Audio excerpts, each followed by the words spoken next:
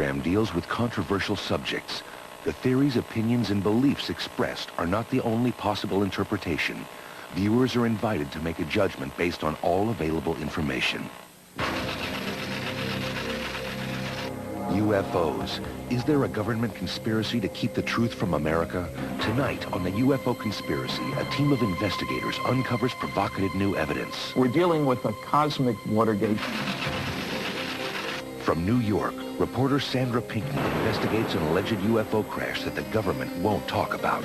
I know that I saw a night turn into daylight. Could this startling footage be proof? It's a very advanced government project, or it's an exotic spacecraft. From Canada, Russell Rhodes hunts for the mystery man behind these revealing images. Could you talk to me about the UFOs? Is Guardian really the deep throat of UFO conspiracies? The area seems to be a hotbed. And from Puerto Rico, Natalie Brunt uncovers reports of mysterious underground activities. People have seen actual UFOs, flying saucer, whatever, going into the lagoon or coming out from the lagoon.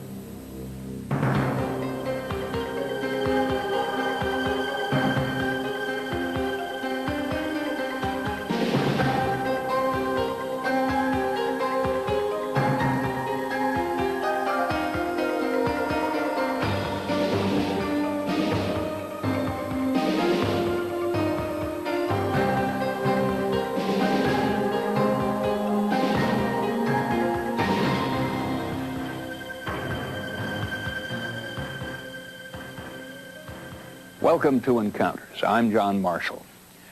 After years of reported UFO encounters, a pattern suggesting government cover-ups has emerged.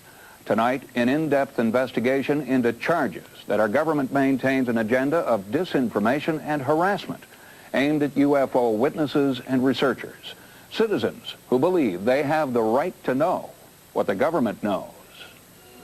I've undergone so much harassment, so much ridicule, so much torment. I don't want other people to have to go through this. And if they want to do anything with me, let them do it. They took my help.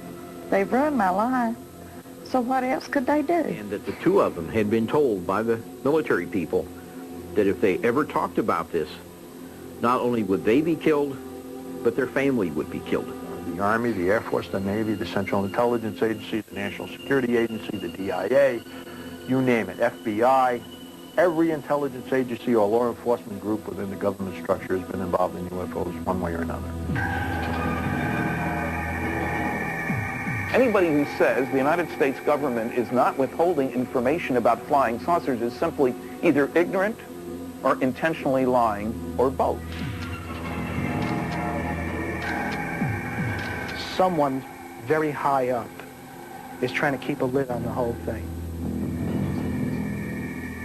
Why would the government keep all this secret since World War II unless there's a damn good reason? These UFO researchers are convinced the pattern of cover-up started in July 1947 near Roswell, New Mexico. On that date, civilian reports of a UFO crash were actually confirmed by the military in this press release. But strangely, barely 24 hours later, that same military was denying that anything of an extraterrestrial nature had ever happened. That story set the tone for almost 47 years of massive misrepresentation and cover-up. We're dealing with a cosmic Watergate that continues to this day. And one of the many myths about this subject is that the Freedom of Information Act gives you access to anything you want. There can't possibly be a cover-up that would extend that law. That any classification reasons for security that existed in 1947, I couldn't see would be valid in 1994. And I think if that is the case, it's time to unclassify the matter. We've tried to go to court to retrieve some of this material.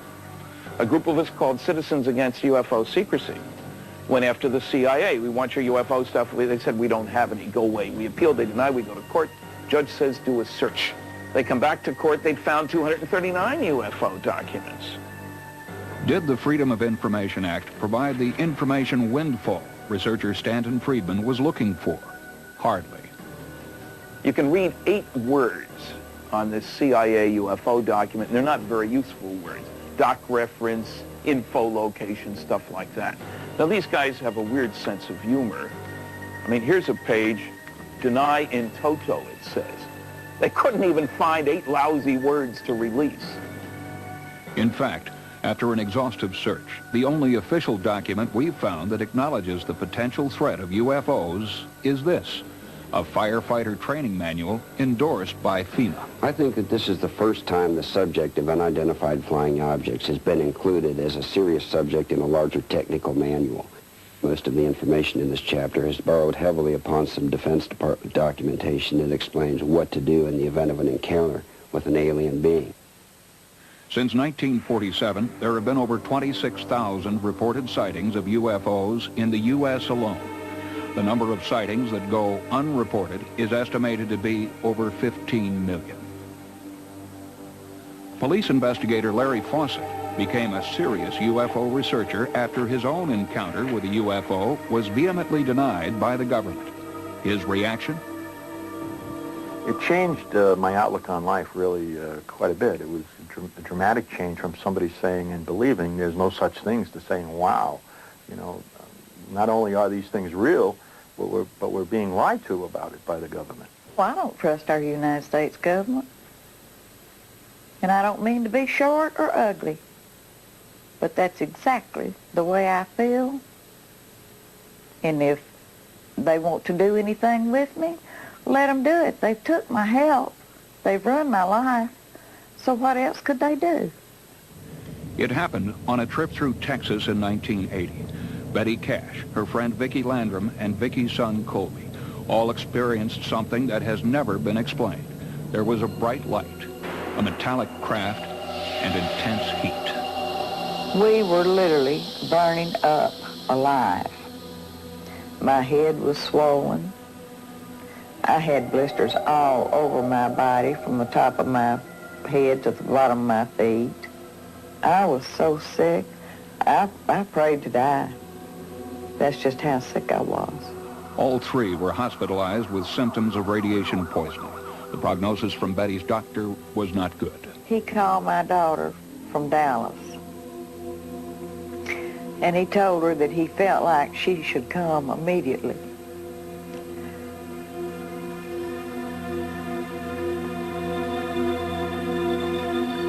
So she flew down there, and the doctor, Colby and Vicki, and I don't know who else was in the room at the time, heard the doctor tell my children that he didn't see any way that I was going to pull through it. I'm sorry. Betty's case of cancer is now in remission. Just what really happened? To this day, the government denies any knowledge or involvement. But Betty believes otherwise.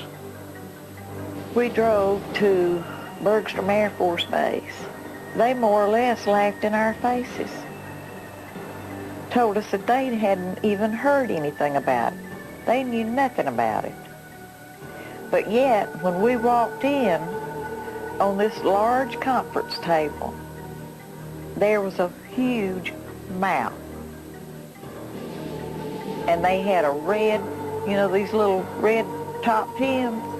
They had a little pin sticking in the identical spot. I believe that was the case right there, that they didn't want anybody to touch. But finally, someone in Washington may be listening. Congressman Stephen Schiff of New Mexico is responding to his constituents. He has launched a congressional effort to get to the bottom of government stonewalling about the Roswell incident. I couldn't begin to tell you why the Department of Defense has acted in this fashion. This is the first time that I can remember one agency simply referring me to another agency and washing their hands of the matter. And then in this particular case, the second agency, the National Archives, says they don't have anything. So this is beginning to look like a runaround, and I hope that's not the case, and I hope there's a valid explanation for what's going on. But at the moment, to tell you the truth, I'm baffled about it. There is an effort by the government to keep you away from what's happening here, okay? And that continues on today, and like I said, I object to that. We pay the tabs. The Constitution says we the people. It doesn't say we the CIA, we the NSA. It says we the people. And how they can sit up there and not feel that they're not obligated to us, it's beyond me. What could motivate our government to maintain this alleged cover-up for so long? Russell, what have your contacts told you about a possible rationale for a cover-up? Many people within the UFO community believe that releasing proof of UFOs would so drastically change our concept of society that officials would have to keep what they know secret. Perhaps they would, Russell. Natalie?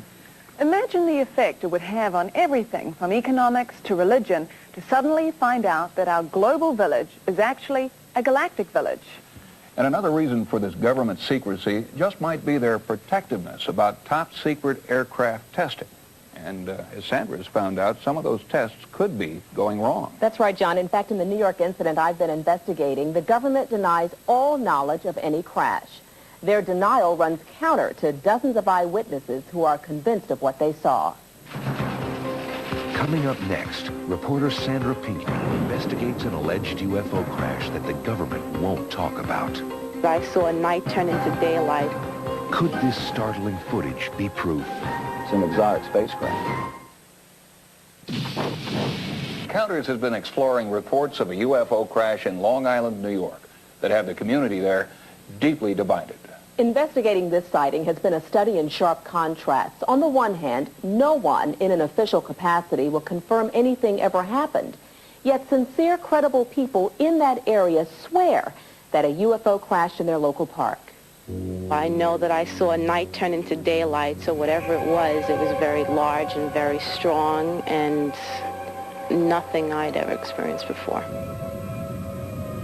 The police officer was describing to his desk sergeant that there was a trail of trees and telephone poles.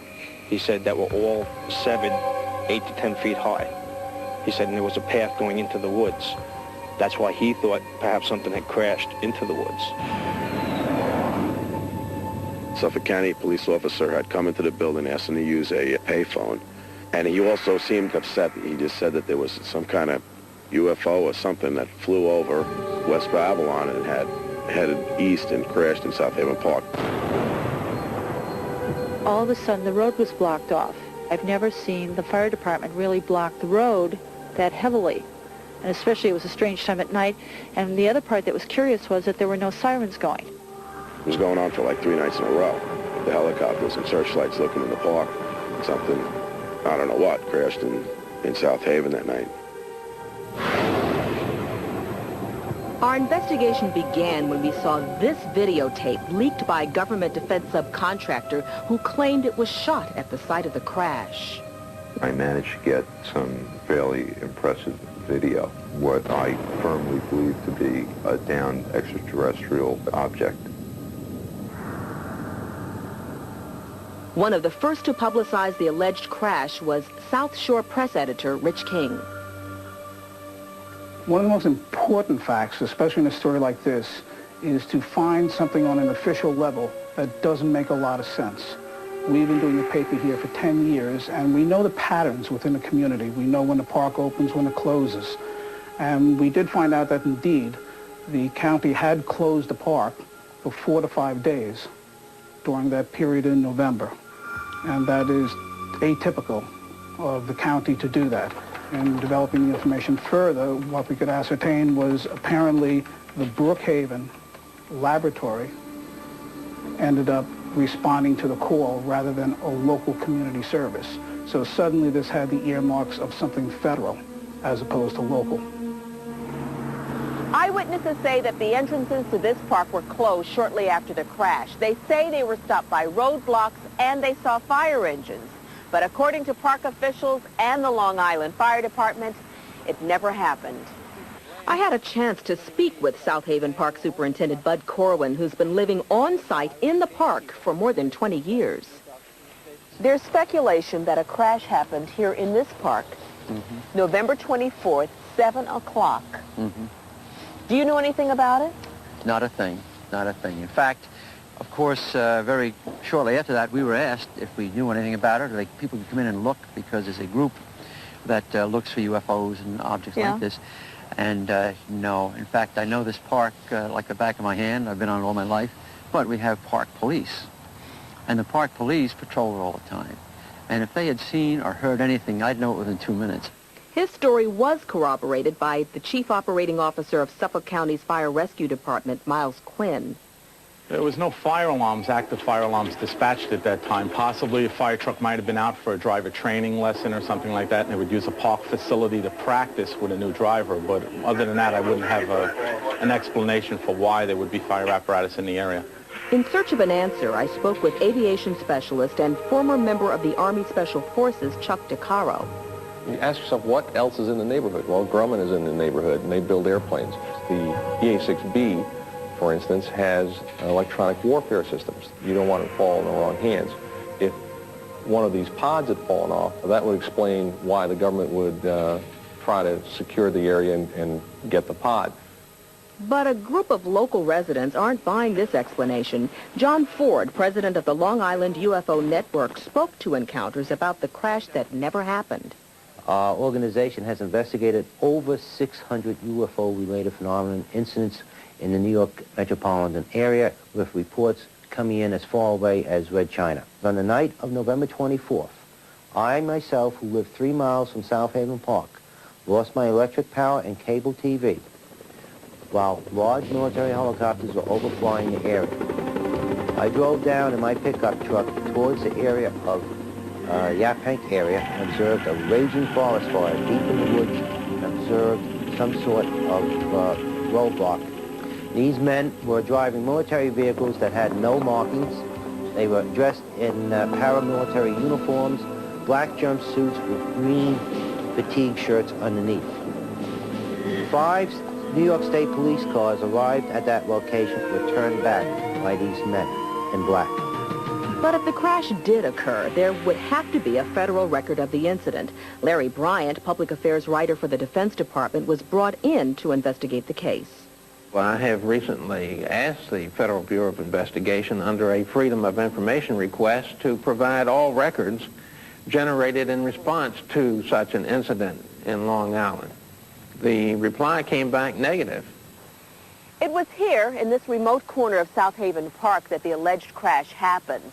Independent field investigations conducted by teams from the Long Island UFO Network resulted in what they claim is definitive proof of the UFO crash. I think we're under surveillance. They're worried we're going to find something today. Fall out, fall in.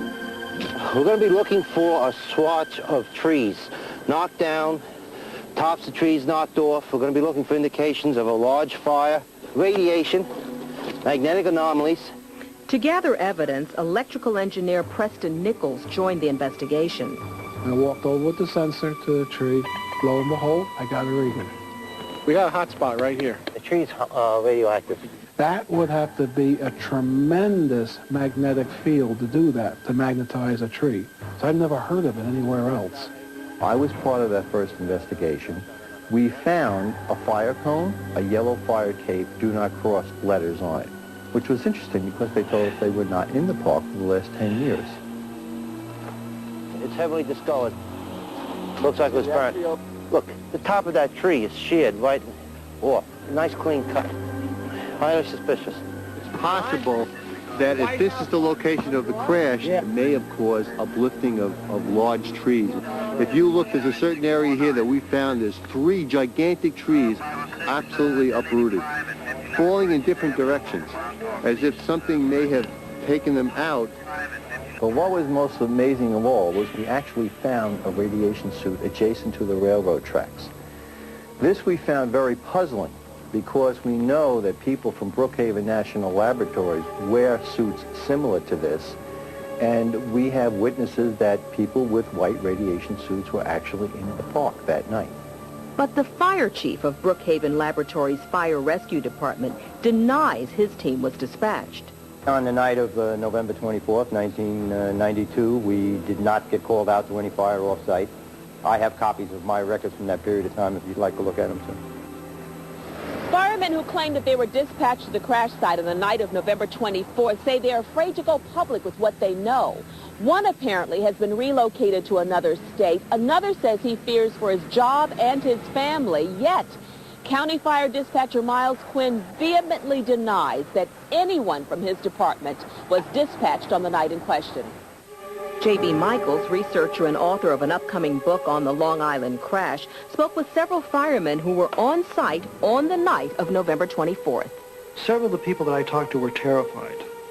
They weren't just afraid, they were terrified. Whatever crashed is definitely something the government does not want the public to know about. If it came out that I spoke about this, I would be in a life-threatening situation because it would fall into the realm of national security. And at that point, they have the option of terminating me. Computer and video expert Jim Delatosa analyzed the video for encounters using a variety of scientific databases. In spectrum analysis, you burn a material and you look at its chemical composition. There are also databases principally used by firemen. When they arrive at a scene, they can videotape flames and fire, compare it to a database and know if it's wood or oil or plastic. This is a metal that is burning at high temperature. It didn't fit the normal characteristics of fire that would be in this electro-optical database.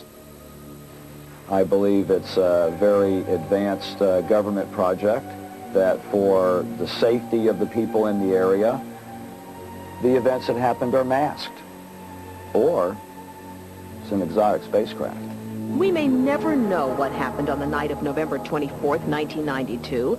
It's possible that further research could lead to a definitive answer. And as far as citizens of Long Island are concerned, the truth will eventually come out. Congress, executive branch, if you're listening to this message, it's time to stop the cover-up, to tell the people what the government knows and when it knew it about UFO reality. The videotape we received was allegedly provided by a Defense Department subcontractor. It is an important piece of evidence that seems to substantiate eyewitness reports. When we return, more exclusive videotape documenting a UFO incident in Canada. Coming up, reporter Russell Rhodes hunts for Guardian, the mystery man behind these revealing images, and uncovers a town that's a hotbed of UFO activity. It was this huge structure rising up from behind the trees. Videotapes purporting to be documentary evidence of UFOs. But Russell, what distinguishes this tape you have? We received a tape from an informant known only as Guardian. It's an intriguing tape, not only because of its content, but also because of the way in which it came to our attention. This event caught on videotape has no known explanation. On the left, red flames seem to indicate a landing site for an unfamiliar craft. As remarkable as this videotape is, the real mystery of its origin carries even greater intrigue. The tape arrived at the home of former NASA mission specialist Bob Exler. Now an investigations analyst, Bob is considered an expert in the field of UFO identification. Bob receives hundreds of UFO reports, but his interest was piqued when he noticed that this tape had no return address, only the name Guardian and a thumbprint. Guardian also included these strange photographs. According to Exler's research, the figures in the photos match eyewitness descriptions of extraterrestrial beings at other alleged UFO sites. Intrigued with the growing mystery, Bob took a closer look at the videotape. The images were compelling. I clearly got the impression that this was a real event happening in a field somewhere, as opposed to some kind of an orchestrated hoax of a model. It certainly was not a simple hoax. If it was a hoax involved, this was something of a very extraordinary, elaborate event. The package included documents with official Canadian letterheads. One of the reports described the activities of extraterrestrials here on Earth. Much of the information was blacked out, but the videotape was very detailed. There at least was enough information in the videotape to begin to conduct an investigation, as well as conduct a thorough video analysis. Bob sent the video to aeronautic analyst Dr. Bruce Maccabee, who subjected the images to exhaustive tests. This is an unusual video for the amount of detail that it shows. You can see a shape which looks like what you might say is sort of a classic saucer shape, and you can actually see the top beacon, which is flashing, reflected off the surface. So this gives you the impression of a real three-dimensional object out there of some considerable size. I would say it's not a military craft. The military may have been involved in some way in this sighting, but I don't think they were responsible for the craft itself. It would indeed have been possible for the Canadian military or the U.S. military in connection with the Canadians to have tracked this object into the relative area. As I completed my preliminary video analysis, I was convinced that the case merited a full investigation, including a field investigation with an attempt to locate the site. One of the documents that Guardian provided with the video package was what appeared to be a scaled drawing of a map of an area that essentially confined the area where the landing might have taken place to within about 1 square mile. Using clues Guardian provided, Bob and his team traveled from Maryland to the site in Ottawa, Ontario, Canada. Remarkably, the area indicated was marked by a circular patch of destroyed vegetation. Covering the damaged plants was a thin layer of black ash. Samples of the ash went to the lab for analysis. The ash was thought to be residue from what may have been signal flares burning next to the craft. Signal flares can be traced by analyzing their formula. Dr. John Conklin explains about flares and flare compounds. I've prepared a standard red flare composition, which is based on strontium nitrate as the color donating source to the flame. We just burned 3 or 4 grams of a composition. The flames in the video would have had to have been several pounds of composition and would have left significant amounts, ounces and ounces of residue in the immediate vicinity of where the flame burned. We were unable to find even trace amounts of strontium, and that, again, puts another nail in the coffin against this being a military, human-type operation. At this point, Bob's investigation came to a standstill. Guardian's identity was still a mystery. That's when I arranged to meet him in Ottawa and assist in the investigation. Several months had passed and the outside temperature had dropped to 40 degrees below zero. But Guardian's trail was still warm. As the crew readied our Jet Ranger executive, I wondered who Guardian would turn out to be. He appeared to be working from the inside. Could he be a government informant trying to make the public aware of what the military wants to keep secret? Bob instructed me to meet him in Carp, a small city 30 miles outside of Ottawa. From there, Bob directed the helicopter pilot to the field he believed was the UFO's landing site. Even though it was covered in snow, Bob was able to give me a good idea of the grand scale of this event. What is this Guardian doing to the community here? Well, you know, it's interesting that Guardian, trying to remain anonymous here, has managed to do something for the residents who have reported seeing these unusual objects around here, because he actually got the videotape. And the videotape allows everyone else to get a look at this, what is really a structured vehicle. We set up a field research office in the city of Carp. There, Bob brought me up to speed on all the information he had on the search for Guardian. The growing complexity of the investigation prompted me to recruit private investigator Bill Van Kralingen. If Guardian was indeed connected to the government in any way, he might be difficult to find. Bob gave Bill all his information on Guardian, and Bill went to work. We gave Bill the original envelope, postage stamp, and copies of the government forms that were included inside the Guardian package. Last was the fingerprint, but if Guardian didn't have a police record, we'd have to find a match ourselves. Bob and I went to local newspapers looking for eyewitness reports of the UFO landing. There were many documented sightings. UFO sightings are not that unusual, but what makes the Guardian case so interesting is this combination of high-quality video, the physical evidence, and also these remarkable eyewitness accounts. It took no time to gather a group of local townspeople who claimed to have witnessed the UFO event. Most were eager to cooperate. After Bob showed them the Guardian tape, each one shared their version of the experience. I thought I had seen some strobing within the light. At that point, it started coming down and at us. And I became more scared. Suddenly in the sky appears a great golden ball with a red halo around it. So I had no idea what it might be, so I got up and went outside to look for something, and there was nothing there that I could see, so I ignored it. One witness came forward with a detailed description of her encounter. She requested that we hide her identity because of possible repercussions that her testimony might cause. So why don't we... What happened? Well, I saw a light emanating up from behind the tree line, you know, across the way.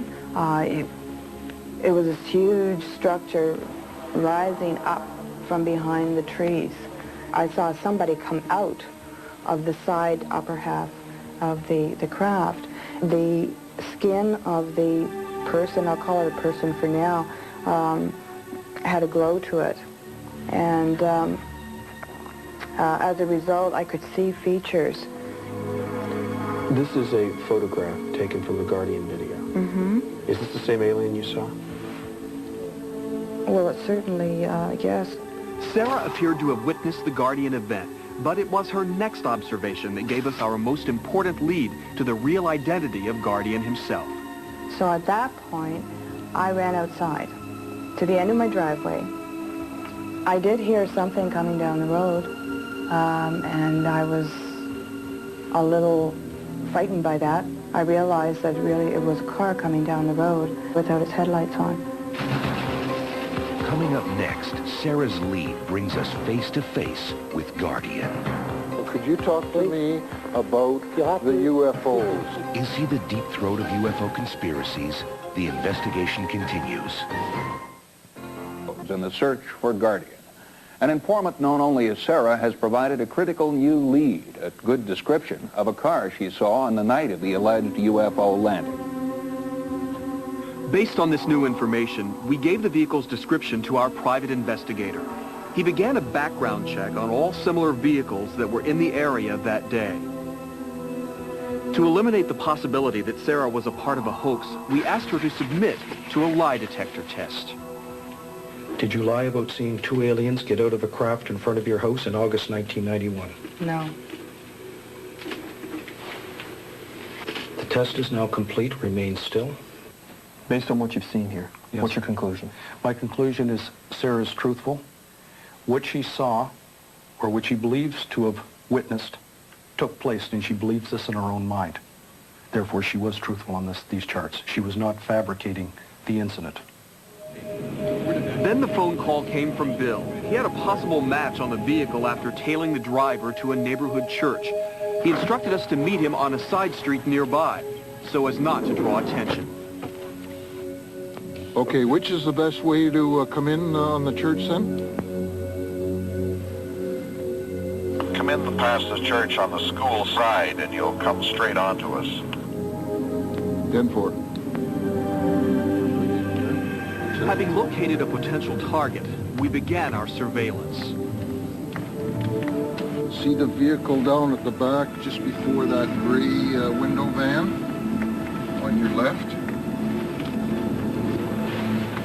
10-4.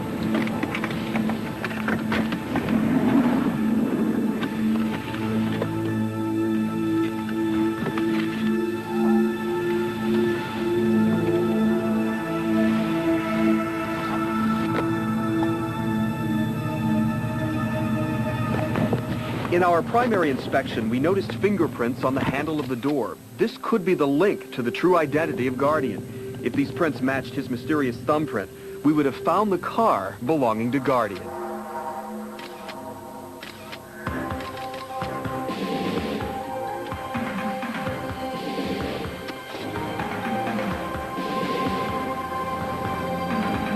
The Guardian suspect immediately jumped into his car and fled. Although we tried, we could not keep up with him. Could this be Guardian? The answer undoubtedly lies in his unique calling card. Unfortunately, we were unable to get prints off of the photograph, and the sub-zero temperature prevented us from using fingerprint tape. But we had a license plate, and that was traced to a private residence. Our stakeout began. Again, we waited, wondering what secrets Guardian was keeping.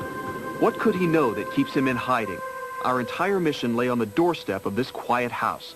Unexpectedly, the Guardian suspect pulled up in a different car. our PI went to work.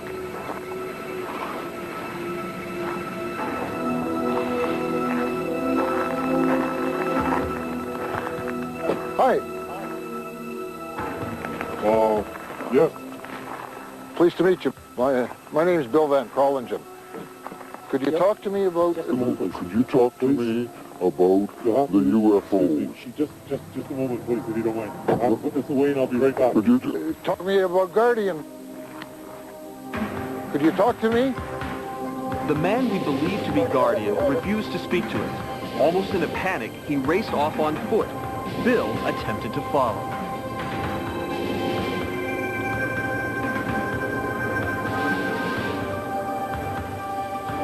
Shortly after that video was taken, Guardian broke through our surveillance net. He escaped at a high speed. We just weren't able to keep up with him. Why is Guardian so afraid to reveal his identity? As long as he remains anonymous, we can't know what secrets he is keeping about UFO activity in his community of Carp, Ontario. The area seems to be a hotbed. No one seems to know why.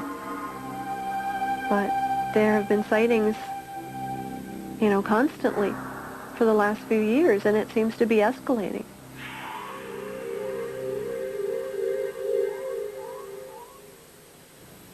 Many people who claim to have knowledge of UFO cover-ups refuse to reveal their identity. It makes confirming their information much more difficult. And until more people are willing to step forward publicly, their credibility will continue to be in question. Coming up next, reporter Natalie Brunt in Puerto Rico uncovers startling evidence about the U.S. military's mysterious underground bases. People have seen actual UFOs, flying saucer, whatever, going into the lagoon or coming out from the lagoon. Encounters has found that UFO sightings are often accompanied by reports of unusual military activity.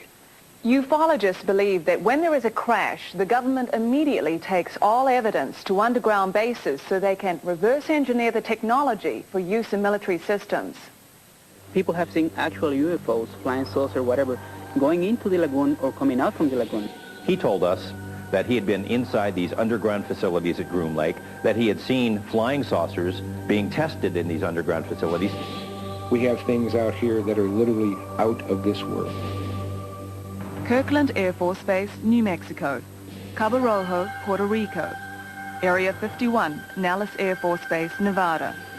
All of these diverse locations are rumored to house alien technologies in secret underground facilities. Many experts speculate that these secret bases are used to house captured alien spacecraft and that extraterrestrial beings have been taken there.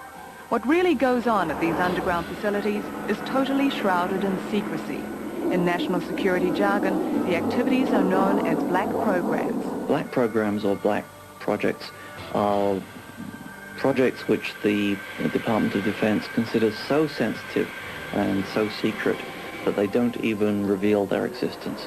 As far as the public is concerned, they don't exist.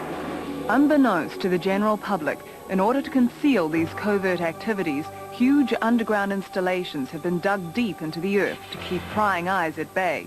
Because of their black program status, some researchers believe these underground bases house research and development facilities for recovered alien craft.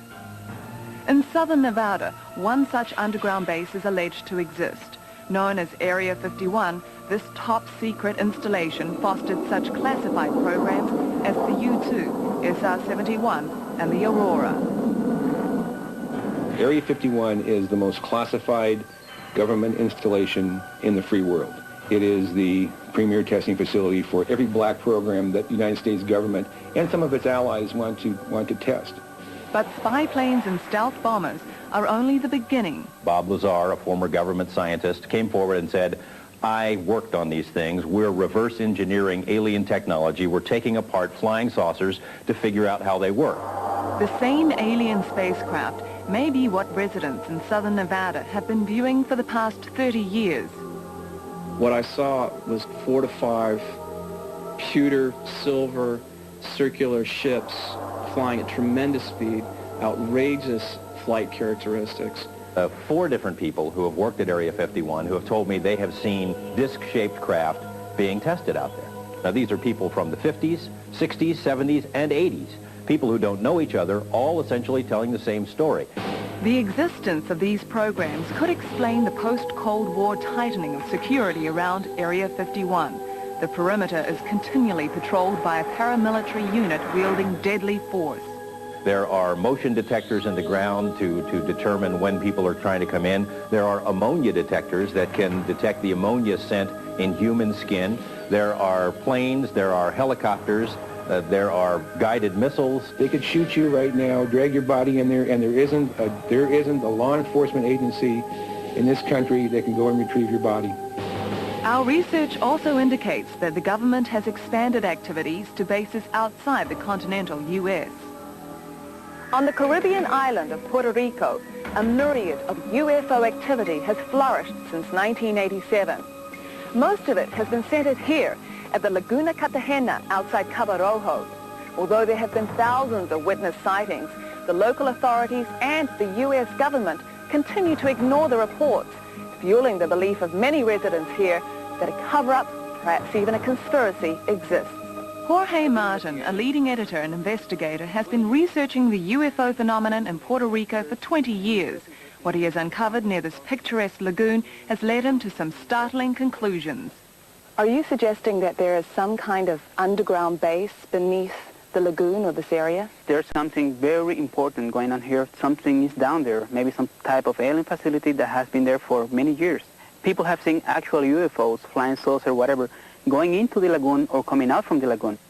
We saw the wall of the lagoon illuminate, and in the dark, something emerging from the water. Mr. Carday, you were out fishing one morning. Can you tell me what you saw? It's 5:45 in the morning. I see in the water the bubbles. A minute later, I see the flying objects go out the water and it stays 20 seconds in the air. After this, I take my camera and take the picture. In analyzing Mr. Carday's photograph, there's no evidence of a hoax. It doesn't appear as though it was a mistake in the film lab, but there's nothing that has edges on it that we can test with the computer. All we could test for was whether or not it was misty or moving, and it seems to be one of those. Another eyewitness, Amore Rivera, adds to this incredible story his own tale of abduction and detention in an underground facility. So you believe this was an underground base underneath the sea that you were taken to? Yes. It looked like an underground parking lot, sort of. It didn't have no windows, it didn't have no doors. From there, I lost consciousness and I woke up in this car, and I was in an area right near the Laguna Cartagena. And at this moment is where I hear the jets flying overhead, and they're making a lot of noise. And I look up to see the jets. What I saw was a round, huge round disc object. And I snapped these photographs. We found in this photograph, looking at the edges, looking at light reflectivity, the angles, the proportions, indicate that this is a flying jet in pursuit of or flying around a disc-shaped object. I think that what the witness reported is what happened. Coincidentally, at the time of these sightings, the government began seizing large quantities of surrounding public land, effectively ending further private investigation. There are indications that this seizure agenda is going on near the sites of other underground bases. What is the government's motive? What if all of us in the world discovered that we were threatened by a power from outer space?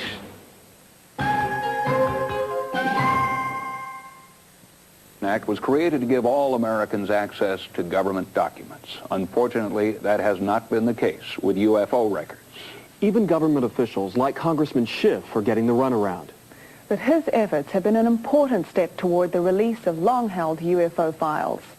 If our government has identified the U in UFO, we have a right to know. Until our next encounter with the unknown, I'm John Marshall. Good night.